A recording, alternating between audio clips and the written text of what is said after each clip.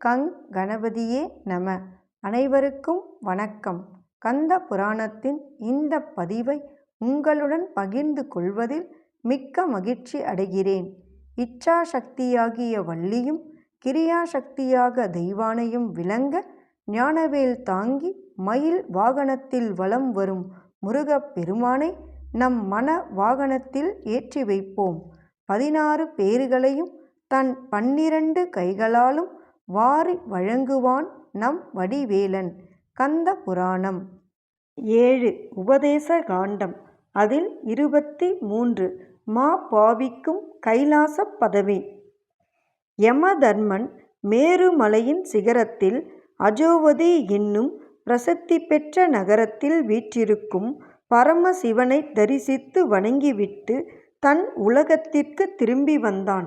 அப்போது தூதர்களின் வாயிலாக காலனுக்கு நேர்ந்த கதியை கேள்விப்பட்ட அவன் அளவு கடந்த மனத்துயரம் கொண்டு கைலாயத்தை நோக்கி விரைவாக புறப்பட்டுச் சென்றான். அங்கே காவலாக இருந்த ஸ்ரீ நந்தி தேவரிடம் நடைபெற்ற விவரங்களையெல்லாம் எடுத்துச் சொன்னான். அதை கேட்டதும் நந்தி தேவர் அவனிடம், யமனே, அந்த பிராமணன் தன்னுடைய உயிரை துறக்கும் நேரத்தில் மகா புனிதமான உமாபதியின் நாமத்தை உச்சரித்தான். அந்த புனிதமான மகிமையினாலேயே அவன் சிவசாரூபியத்தை, அதாவது சிவனுருவத்தையும் அடைந்து விட்டான். ஆகையால் எத்தகைய மகாத்மாக்களும் தங்களை அறிந்தோ அறியாமலோ தங்கள் உயிரை துறக்கும் சமயத்தில் சகல பாபங்களையும் போக்கவல்ல உமாபதியின் திருநாமத்தை சொல்கிறார்களோ, அப்படிப்பட்டவர்களிடத்தில் உன்னுடைய தூதர்களின் அதிகாரமும் ஆர்ப்பாட்டமும் செல்லவே செல்லாது. இது பரமசிவனின் ஆணையே ஆகும். இதை நீயும் உன் அனுபவத்திலிருந்தே நன்கு உணர்ந்திருக்கிறாய். ஆனால் அதையெல்லாம் இப்போது நீ அடியோடு மறந்து போய்விட்டாயோ என்னவோ? அப்படி மறந்து போயிருந்தாலும் அவற்றையெல்லாம் மறுபடியும் உன் மனதில் நினைத்து பார்த்து கொள்வதுதான் நல்லது. முன்பொரு சமயம் மகா பாதகனான வேடர் தலைவன் ஒருவன் மரணமடைந்தான். அப்போது அவனுடைய பாப புண்ணியங்களை சித்திரகுப்தன் கொண்டு நீ விசாரித்து தெரிந்து கொள்ள முயன்றாய். சித்திரகுப்தனோ அந்த பாதகன் இப்பிறவியில் எந்த ஒரு புண்ணிய காரியத்தையும் செய்யவில்லை என்றும், அவன் தன் வாழ்நாள் பூராவும் ஜீவராசிகளை கொலை செய்தும் பண ஆசையின் மிகுதியால் நாள் தவறாமல் காலையில் எழுந்து கானகத்திற்கு சென்று அங்கு தட்டுப்படும் மனிதர்களை கொன்று அவர்களிடமிருக்கும் பொருட்களை களவாடியும் மது மாமிசம் முதலான கேவலமான ஆகாரங்களை விரும்பி புசித்தும் இவ்வாறாகவே திரிந்து வந்திருக்கிறான். ஆகையால் புண்ணியத்தின் சாயலே படிந்திராத இவனை தங்களுடைய தூதர்களின் மூலமாக சரியான முறையில் தண்டிக்க வேண்டும்.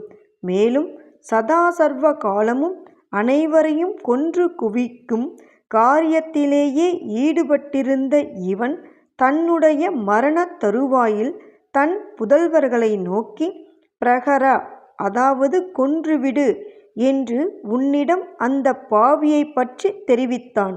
உடனே நீ உன் மனதில் சிறிது நேரம் வரையில் நன்றாக ஆலோசனை செய்துவிட்டு, சித்திரகுப்தனே, இந்த மனிதனை நம் தூதர்களை கொண்டு தண்டிக்கும் அதிகாரம் நமக்கு சிறிதும் கிடையாது. ஏனென்றால் இவன் மகா புண்ணிய ஆத்மா. இவன் தான் சாகும் தருணத்தில் பிரகர, ஆஹர, சம்ஹர என்னும் வார்த்தைகளை கூறியிருக்கிறான். ஆகக்கூடி நீலகண்டரின் திருநாமங்களில் ஒன்றான ஹர என்னும் வார்த்தையை இவன் 3 தடவைகள் உச்சரித்திருக்கின்றான். ஆகையால் இவனை சிவபெருமானுக்கு சமமாக கருதி நாம் வணங்க வேண்டும் என்று கூறினாய். பிறகு நீ அச்சம் கொண்ட மனதோடு அதனை கும்பிட்டாய். ஆகையால் இப்போது நீ அந்த சம்பவங்களையெல்லாம் சிறிதும் மறந்துவிடாமல் கவனமாக நடந்து கொள்ள வேண்டும் என்று கூறினார். நந்தி தேவருடைய இத்தகைய வார்த்தைகளை கேட்டதும் யமதர்மன் அவரை நோக்கி, சுவாமி, நான் சற்று முன்பாக இங்கு இருக்கவில்லை. உமாகாந்தரை வணங்கி துதிப்பதற்காக அஜோவதி நகரத்திற்கு நான் சென்றிருந்தேன். புதிதாக பதவியில் அமர்த்தப்பட்டவனான இந்த காலன் பரமசிவனாரின் திருநாமங்களை உச்சரிப்பதால் இத்தகைய மேன்மையான பயன்களை அடைய முடியும் என்பதை உணர்ந்து கொள்ள முடியவில்லை. ஆனால் அவன் அதற்காக உங்கள் கணங்களினால் பெரிதும் துன்பமடைந்து விட்டிருக்கிறான். ஆகையால் அவனை தாங்கள்தான் பாதுகாத்து ரட்சிக்க வேண்டும் என்று வேண்டிக் கொண்டான். உடனே நந்தி தேவர் அவனை நோக்கி, யமதர்மனே, இப்போது மகாகாலருடைய கணங்கள் காலனை கட்டி இழுத்து கொண்டு போயிருக்கிறார்கள். ஆகையால் நீ இப்போதே மகாகாலரிடம் விரைந்து சென்று அவரை வணங்கி என்னுடைய உத்தரவையும் அவருக்கு தெரிவித்து காலனை மீட்டு கொண்டு செல்வாயாக என்று கூறி அவனுக்கு விடை கொடுத்து அனுப்பினார். யமனும் மகாகாலரிடம் விரைந்து சென்று அவரை தன் சிரசு, மார்பு, கண், வாக்கு, மனது, கைகள், காதுகள், பாதங்கள் முதலான 8 அங்கங்களும் பூமியில் படும்படியாக சாஷ்டாங்கமாக விழுந்து நமஸ்கரித்தான். பிறகு நந்தி தேவரின் அனுமதியின்படி காலனை விடுதலை செய்து தரும்படி அவரிடம் வேண்டிக் கொண்டான்.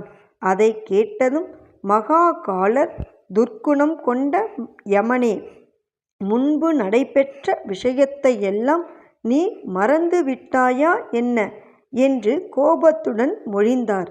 இல்லை சுவாமி, முன்பு நடந்த வரலாற்றுகளையெல்லாம் நான் ஒரு சிறிதும் மறந்து போய்விடவில்லை.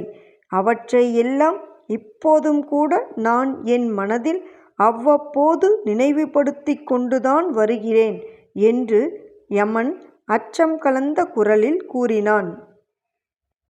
எண்ணிய பொருளை அருளச் செய்யும் கந்த புராணத்தை காதலுடன் இப்புவியில் படிப்போர், கேட்போர், நினைப்போர் யாவரும் பசு, பத்தினி, உறவினர், புத்திரன் ஆகிய அனைவரோடும் ஆனந்த வாழ்வை வாழ்ந்து இந்திரனைப் போல தலைமைத்துவமும் இன்பமும் மிக்க வாழ்வையும் வாழ்ந்து இறுதியில் பரமானந்த நிலையாகிய சிவபத பேரும் பெறுவர்.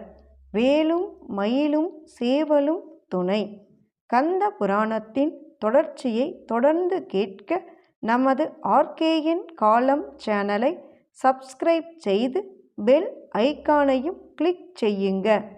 இந்த பதிவினை நமது ஆன்மீக அன்பர்கள் அனைவருக்கும் மற்றும் புராணங்களை கேட்க விரும்புபவர்களுக்கும் ஷேர் செய்யுங்க. பிடித்திருந்தா மறக்காம லைக் பண்ணுங்க, கமெண்ட் பண்ணுங்க. தொடர்ந்து கேட்பவர்கள் அனைவருக்கும் எனது மனமார்ந்த நன்றி. நாளையும் வருவான் நமது வடிவேலன்.